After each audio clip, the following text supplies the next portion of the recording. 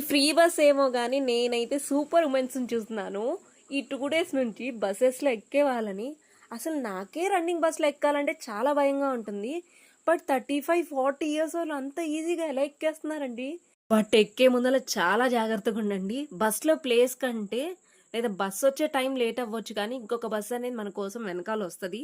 దానికోసం వెయిట్ అనేది చేయండి. అంత సాహసాలు చేయాల్సిన అవసరం అనేది లేదు. ఖచ్చితంగా బస్సెస్ అనేది 11 వరకు ఉంటానే ఉంటాయి. ఫ్రీగా ఉన్న బస్సు ఎక్కండి.